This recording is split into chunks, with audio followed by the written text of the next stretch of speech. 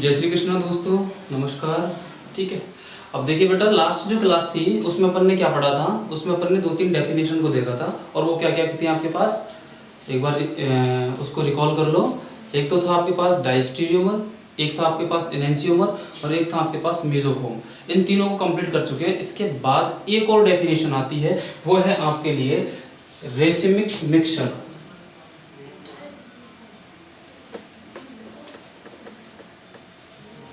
ये आपकी अगली डेफिनेशन आती है, क्या है आपके पास, रेशिमिक मिक्सचर। ठीक है, देखिए हिंदी में बोलते हैं इसको रेशिमिक मिश्रण। क्या बोलते हैं इसको हिंदी में, रेशिमिक मिश्रण। समझना इसको बहुत अच्छे से, है क्या ये चीज। देखना भाई, अपन ने ये देखा था कि जब अपन बात करते हैं किसी भी सॉल्यूशन में से किसी प्लेन पोलराइज लाइट को जब अपन पास करते हैं तो उसके लिए अपन ने तीन चार तरीके से चीज़ें पढ़ी थी। उसमें से जब किसी कंपाउंड को वो प्लेन पोलराइज लाइट को वो कंपाउंड जब ना तो लेफ्ट डायरेक्शन मूव कर पा रहे हैं ना राइट डायरेक्शन में मूव कर पा रहे हैं, तो उस कंडीशन में क्या हो रहा था, उसके अपन ने 3 फिनोमेना देखे थे। एक तो मेसोफोम बन रहा था, एक ऑप्टिकल इनएक्टिविटी को शो कर रहा था और तीसरी बात थी आपके पास रेसिमिक मिक्सचर। इनका मतलब क्या है कि रेसिमिक मिक्सचर में 50% तो होता है आपके पास डी फॉर्म, यानी अपन ये कहते हैं डेक्स्ट्रो रोटेटरी का शेड्यूल होता है, और जो होता है आपके पास 50% होता है वो आपके पास क्या होता है, लीवो रोटेटरी होता है। क्या होता है, लीवो रोटेटरी। ठीक है, डेक्स्ट्रो रोटेटरी को अपन बोलते हैं दक्षिणावर्त और इसको अपन बोलते हैं वामावर्त। क्या बोलते हैं इसको, वामावर्त। अब 50-50% है तो सीधी सी बात है, मतलब जब दोनों का सॉल्यूशन 50-50% है, दोनों की जो ताकत है वो भी क्या होगी, बराबर होगी। यानी एक मिक्सचर यदि उसको लेफ्ट डायरेक्शन मूव करेगा तो दूसरा 50% क्या करेगा, उसको वापस खींच के राइट में मूव करवाने की कोशिश करेगा और दोनों का फोर्स लगभग इक्वल हो जाएगा। मान लो एक तरीके से दोनों एक तरीके से एक दूसरे को बराबर खींच रहे हैं, तो ये जो आपके पास प्लेन पोलराइज लाइट है ना तो लेफ्ट डायरेक्शन मूव कर पाएगी ना राइट डायरेक्शन मूव कर पाएगी। इसका मतलब क्या है कि ये जब प्लेन पोलराइज लाइट को कभी भी किसी भी डायरेक्शन मूव नहीं कर पा रहे, तो ये कैसे हो जाएंगे आपके पास, ऑप्टिकली इनएक्टिव कंपाउंड। कैसे हो जाएंगे, ऑप्टिकली इनएक्टिव। इसका मतलब क्या हो गया, प्रकाशिक अक्रिय यौगिक हो गए। कैसे हो गए, प्रकाशिक अक्रिय यौगिक हो जाते हैं आपके पास। ठीक है, जब किसी भी लाइट को ये मूव नहीं कर पाते। ठीक है, अगला कंसेप्ट देखना भाई, ये आपके पास क्या बन गया, रेसिमिक मिक्सचर क्या होता है, जो आपके पास किसी प्लेन पोलराइज लाइट को ना तो लेफ्ट डायरेक्शन मूव कर पाता है ना राइट डायरेक्शन मूव कर पाता है, वो जो मिक्सचर होता है आपके पास क्या बनता है, रेसिमिक मिक्सचर बनता है। ठीक है, कैसा बनता है, रेसिमिक मिक्सचर बनता है। ठीक है, क्यों बनता है रेसिमिक मिक्सचर, क्योंकि इसमें 50% तो डी होता है, 50% क्या होता है, एल होता है, और ये ऑप्टिकली कैसा होता है, इनएक्टिव होता है। ऑप्टिकली कैसा होता है, इनएक्टिव होता है, प्रकाशिक कैसा होता है, अक्रिय होता है। ठीक है, एक इसी के साथ साथ एक डेफिनेशन और बनती है अपने पास, रेसिमाइजेशन। हिंदी में बोलते हैं इसको रेशमीकरण। क्या बोलते हैं इसको, रेशमीकरण, रेसिमाइजेशन। क्या होता है रेसिमाइजेशन, किसी भी आपके पास या तो आपके पास डी फॉर्म हो, उसको अपन किस में कन्वर्ट करें, डीएल में। हाँ, एक बात हो रहा है, जो रेसिमिक मिक्सचर होता है वो आपके पास डीएल का कंप्लीट कॉम्बिनेशन होता है। अपन ये कह रहे थे डी को तो अपन किससे रिप्रेजेंट कर रहे थे, प्लस से, और एल को किससे रिप्रेजेंट कर रहे थे, माइनस से। तो इसको एक साथ कोष्टक में लिखें तो प्लस माइनस से भी इसको क्या करते हैं, रिप्रेजेंट करते हैं रेसिमिक मिक्सचर को। तो रेसिमाइजेशन क्या होता है, जब कोई भी आपके पास डी फॉर्म में कोई कंपाउंड दिया हुआ है जो डेक्स्ट्रो रोटेटरी इस लाइट को मूव कर रहा है, प्लेन पोलराइज लाइट को, तो उसको अपन ने किस में कन्वर्ट कर दिया, डीएल में, यानी रेसिमिक मिक्सचर में। किसी भी कंपाउंड को रेसिमिक मिक्सचर में कन्वर्ट करने की जो मैकेनिज्म होती है वो आपके पास क्या होती है, racemization. The mechanism which convert the mixture any dextrorotatory और levorotatory compound in DL form या रेसिमिक मिक्सचर और called racemization, is called racemization. ठीक है, ये बात आपके अच्छे से समझ में आई होगी, मेरा ये मानना है। ठीक है, अब ये डी भी हो सकता है या मैं ये भी कह सकता हूँ, ये आपके पास क्या हो सकता है, एल भी हो सकता है, और एल से भी अपन क्या कर रहे हैं, इसको डीएल में कन्वर्ट कर रहे हैं। तो ये प्रोसेस आपके पास क्या होगी, रेसिमाइजेशन। ठीक है, इसके अलावा आपका एक और टर्म आती है, वो है आपके पास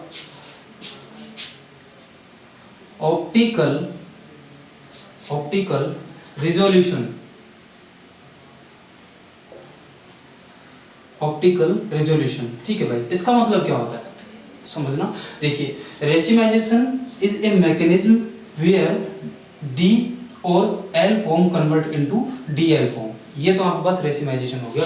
किसी भी कंपाउंड को रेसिमिक मिक्सचर बनाना ही आपके पास क्या बन गया, रेसिमिक मिक्सचर बन गया। ठीक है, दूसरा आता है आपके पास ऑप्टिकल मिश्रण। ये आपके पास कोई भी रेसिमिक मिक्सचर दिया हुआ है, उसमें से डी फॉर्म को और एल फॉर्म को क्या करना, आइसोलेट करना, या तो डी को या फिर किसको, एल को आइसोलेट करना, ये आपके पास क्या कहलाता है, ऑप्टिकल रिजोल्यूशन। ठीक है, या तो इसको किस में कन्वर्ट करेंगे, डी में कन्वर्ट करेंगे, या इसको किस में कन्वर्ट करेंगे, एल में कन्वर्ट करेंगे, तो ये आपके पास क्या बन जाएगा, रिजोल्यूशन बन जाएगा। ठीक है, अब जो कंसेप्ट है वो है आपके पास,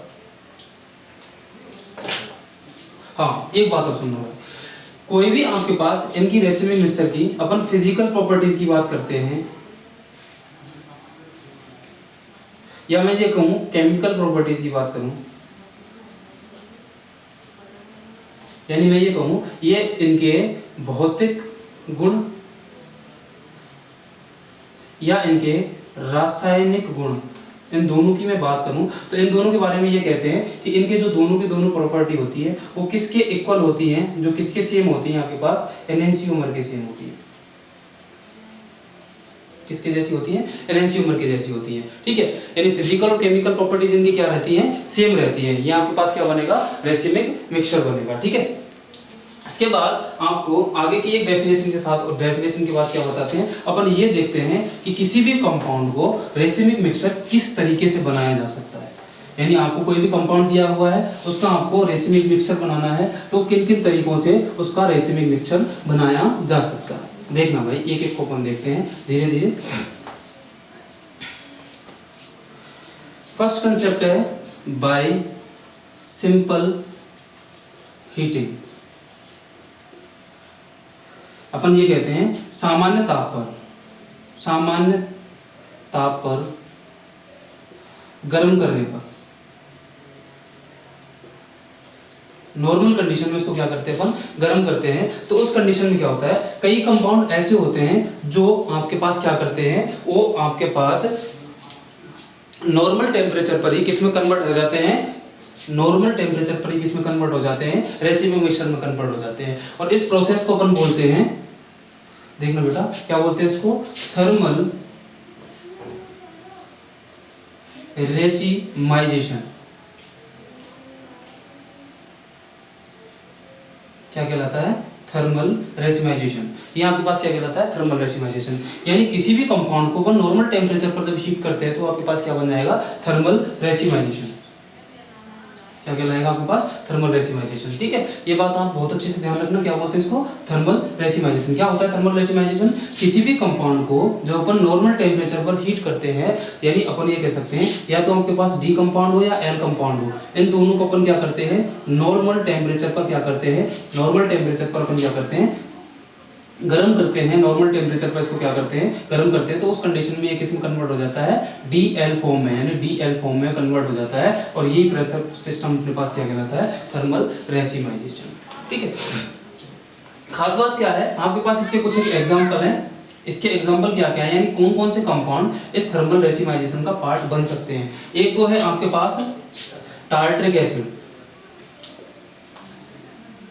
एक तो कौन है आपके पास, टार्ट्रिक एसिड। उसके बाद जो दूसरा कंपाउंड है वो है आपके पास लैक्टिक एसिड, इसको बोलते हैं टार्टेरिक अम्ल, इसको बोलते हैं अपन लैक्टिक अम्ल। क्या बोलते हैं इसको, लैक्टिक अम्ल। और तीसरा जो कंपाउंड है आपके पास, तीसरा जो कंपाउंड है वो आपके पास, कोई भी आपके पास एल्कोहल की बात करते हैं, ये जो कंपाउंड होते हैं आपके पास किसमें कन्वर्ट हो जाते हैं, इजीली कन्वर्शन में, किसमें, थर्मल रेसिमाइजेशन का पार्ट होते हैं। ठीक है, दूसरा जो कंसेप्ट होता है, इसके बाद पहला प्रोसेस तो अपन ने क्या देखा, रेसिमिक मिक्सचर बनाने का पहला प्रोसेस तो अपन ने क्या देखा है कि इनको थर्मल हीटिंग के जरिए किसमें कन्वर्ट किया जा सकता है, इनको थर्मल हीटिंग के जरिए किसमें कन्वर्ट किया जा सकता है, थर्मल रेसिमाइजेशन के जरिए किसमें कन्वर्ट किया जाता है, रेसिमिक मिक्सचर में। यानी किसी कंपाउंड को नॉर्मल टेम्परेचर पर हीट करते हैं तो उसको रेसिमिक मिक्सचर बन जाता है, वो आपके पास क्या कहलाता है, थर्मल रेसिमाइजेशन। ठीक है, अगली अपन बात करते हैं, सुनना भाई बहुत आराम से। दूसरा जो प्रोसेस है आपके पास वो है आपके पास ऑटो रेसिमाइजेशन।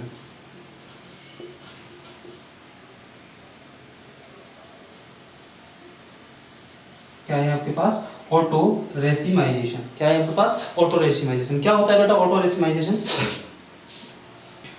जब किसी भी कंपाउंड को अपन क्या करते हैं, जब किसी भी कंपाउंड को अपन रूम टेम्परेचर पर, किस पर?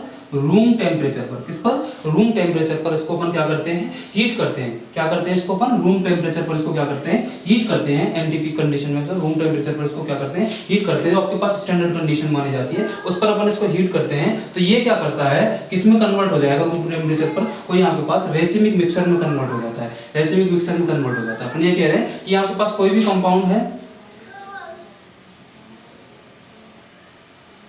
और इस कंपाउंड को, ये आपके पास कोई कंपाउंड या डी भी हो सकता है और आपके पास क्या हो सकता है? एल हो सकता है। इसको अपन क्या करते हैं? हीट करते हैं। तो ये क्या करता है? नॉर्मल कंडीशन के बाद या आप कह सकते हैं रूम टेम्परेचर के बाद डीएल में कन्वर्ट हो जाता है। अपने आप ही स्वतः ही रूम पे लेके गए और देखा अपन ने, रख दिया इसको और रखते ही अपने पास किसमें कन्वर्ट हो गया? डीएल फॉर्म में। तो आपके पास क्या कहलाएगा? ये ऑटो रेसिमाइजेशन। इसके भी एग्जाम्पल आप देख लो। इसका एग्जाम्पल है आपके पास 2,3 डाइमेथाइल 2,3 डाइमेथाइल सक्सिनिक एसिड।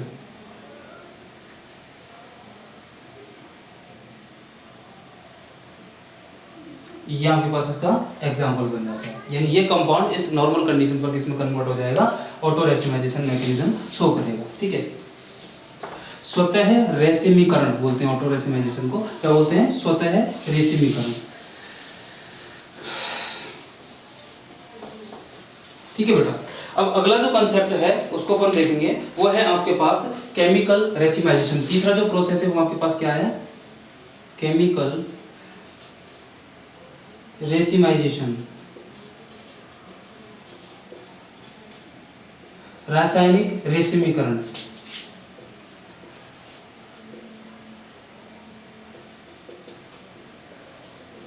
क्या बोलते हैं इसको?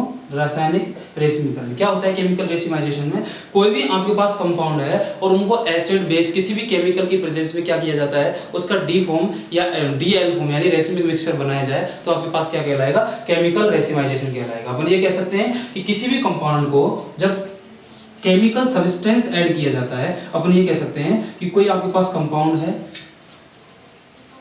कोई भी कंपाउंड में अपन क्या करते हैं, वो ऐसा हो सकता है डी हो सकता है या एल हो सकता है। ठीक है, इस कंपाउंड से अपन क्या करते हैं? इसमें अपन कोई भी केमिकल ट्रीटमेंट करते हैं, केमिकल इसमें ऐड करते हैं। जब इसमें कोई भी आपके पास केमिकल ऐड करते हैं तो ये किस में कन्वर्ट हो जाएगा? डीएल में कन्वर्ट हो जाता है। और ये आपके पास जो प्रोसेस होता है, ये आपके पास जो प्रोसेस होता है वो क्या कहलाता है? Chemical racemisation. क्या कहलाता है? केमिकल रेसिमाइजेशन कहलाता है। ठीक है, ये आपके पास सारी बातें इसकी खत्म हो जाती हैं। इसके बाद बहुत बढ़िया कंसेप्ट आता है, उसको बहुत बारीकी से समझना आप लोग।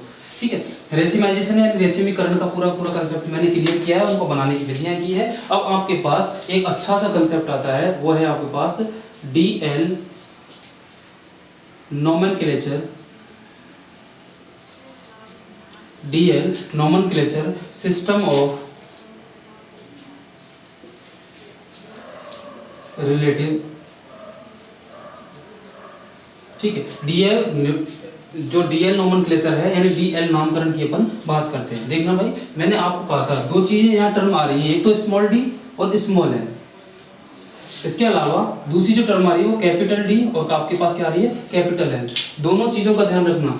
ये जो है स्मॉल डी और स्मॉल एल, ये आपके पास किसी भी लाइट का कैरेक्टर होता है। किसका कैरेक्टर होता है? किसी भी लाइट का कैरेक्टर होता है। अपन ये कह सकते हैं कि किसी भी कंपाउंड में अपन ये कह सकते हैं ऑप्टिकल एक्टिविटी और इनएक्टिविटी को शो करता है, जबकि ये सच में किसी भी कंपाउंड का क्या होता है? नोमेनक्लेचर होता है। क्या होता है? किसी कंपाउंड का नोमेनक्लेचर होता है। ठीक है, अगली जो बात देखना, अपन ये कह रहे हैं कोई भी कंपाउंड जिसमें पर्टिकुलर अरेंजमेंट दिया हुआ है, किसी भी कंपाउंड में, किसी भी कंपाउंड में एटम्स का या मॉलिक्यूल्स का कोई पर्टिकुलर अरेंजमेंट है, वही आपके पास क्या कहलाता है? वो उसका कॉन्फ़िगरेशन कहलाता है। यानी कह सकते हैं अपन क्या कि the particular arrangement of atom, देख लो भैंस को, the particular arrangement of atom, the particular arrangement of atom is in space, the particular arrangement of atom in space that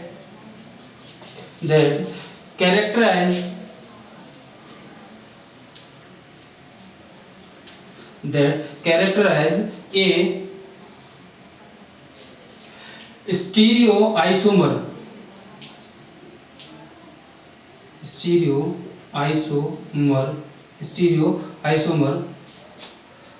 is called configuration। यानी किसी भी कंपाउंड का आपके पास पर्टिकुलर अरेंजमेंट एटम्स का, किसी भी कंपाउंड में एटम्स का पर्टिकुलर अरेंजमेंट कहां पे, स्पेस में, जो आपके पास क्या कहलाता है कॉन्फ़िगरेशन कहलाता है। और जब अपन कॉन्फ़िगरेशन की बात करते हैं तो ये आपके पास दो तरीके का होता है। किस तरीके का होता है? दो तरीके का होता है। एक तो होता है आपके पास एब्सोल्यूट कॉन्फ़िगरेशन, यानी अपन ये कहते हैं कि ये किसी भी कंपाउंड का एक रियल कॉन्फ़िगरेशन होता है। क्या होता है? रियल कॉन्फ़िगरेशन होता है। इसको किसी के साथ कंपेयर नहीं किया जा सकता। दूसरी जब अपन बात करते हैं एब्सोल्यूट कॉन्फ़िगरेशन के बाद, तो ये दूसरा आता है आपके पास रिलेटिव कॉन्फ़िगरेशन।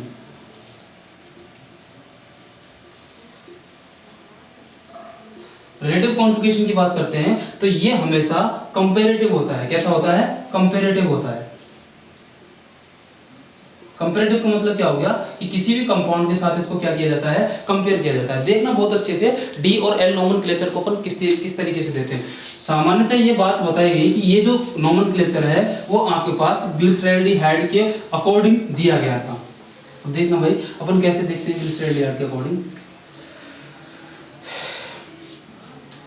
ये आपके पास कोई भी ग्लिसरैल्डिहाइड है, ग्लिसरैल्डिहाइड आपके पास HOH और इधर की साइड में आपके पास CH2OH, ठीक ना। एक ग्लिसरैल्डिहाइड का नीचे का जो पार्ट होता है, इसमें जो OH ग्रुप होता है, इस OH ग्रुप की पोजीशन के अकॉर्डिंग इनका DL नोमेनक्लेचर तय होता है। यदि ये OH की पोजीशन आपके राइट साइड में है, किसमें है? राइट साइड में है, तो ये आपकी कौन सी फॉर्म बनेगी? डी फॉर्म बनेगी। यानी कैसे इसको डी ग्लिसरैल्डिहाइड बोलेंगे।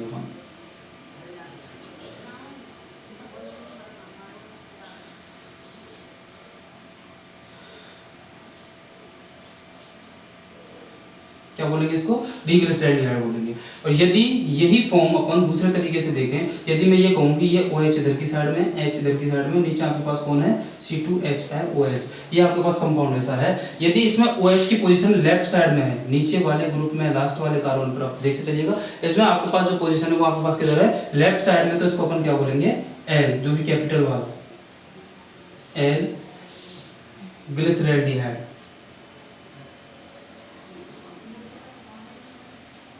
क्या बोलते हैं इसको? एल ग्लिसरैल्डिहाइड, ठीक है। अगला कंपाउंड आप देखते चलना, 2-3 एग्जांपल मैं आपके सामने देता जा रहा हूँ, उनका आप देखते चलना, नोमेनक्लेचर भी बताते हुए जाना कि इसमें किस तरीके का नोमेनक्लेचर होता है, ठीक है। आपके पास है अगला जो कंपाउंड है वो है आपके पास टार्ट्रिक एसिड। क्या है आपके पास? टार्ट्रिक एसिड, COOH HOH, ठीक है। ये आपके पास दूसरे नीचे की तरफ आपके पास OH H और नीचे आपके पास COOH, ठीक है। ये टार्ट्रिक एसिड की अपन बात कर रहे हैं। टार्ट्रिक एसिड में देखना भाई, मैंने कहा था कि लास्ट वाले जो कार्बन है, इस कार्बन जो नीचे की तरफ वाला कार्बन है, उस कार्बन पर जो OH की पोजीशन है, ये किधर की साइड में? अभी लेफ्ट साइड में है। तो लेफ्ट साइड में तो ये कौन बन जाएगा अपने पास? L tartaric acid. क्या बन गया? L tartaric acid. यदि इसी के कंपैरेटिव दूसरा कंपाउंड मैं बनाता हूं, उसमें देखता हूं आपके पास एक साइड में OH, इधर की साइड में H, यहाँ आपके पास H और यहाँ पे पास OH COOH। यदि इस कंपाउंड की बात करता हूँ तो इसमें नीचे वाले कंपाउंड की तरफ देखता हूँ तो यहाँ पर अपने पास OH किधर की साइड में दिया हुआ है? राइट साइड में दिया हुआ है। किसी दिशा में दिया हुआ है? राइट साइड में। तो राइट साइड में दिया हुआ है तो कौन सा बन जाएगा? ये डी टार्ट्रिक एसिड। क्या बन जाएगा? डी टार्ट्रिक एसिड, ठीक है बेटा। तो ये आपके पास कंपाउंड है, इनको एक एक करके आप देखते हुए चलना, ठीक है। ये कंपाउंड के बाद एक और कंपाउंड अपन चेक करते हैं,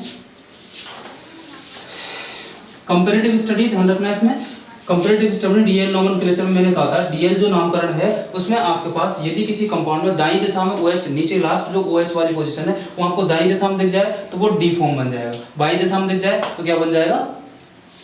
एल फॉर्म बन जाएगा। एक और एग्जांपल देखना ग्लूकोज का, किसका देख रहे हैं अपन, CHO।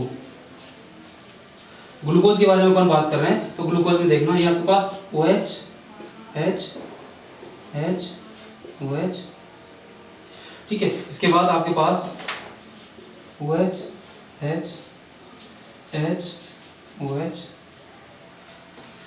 1 2 3 4 नीचे 5 6, ठीक। नीचे वाले कंपाउंड को अपन देखते हैं, ये आपके पास बन गया C2OH।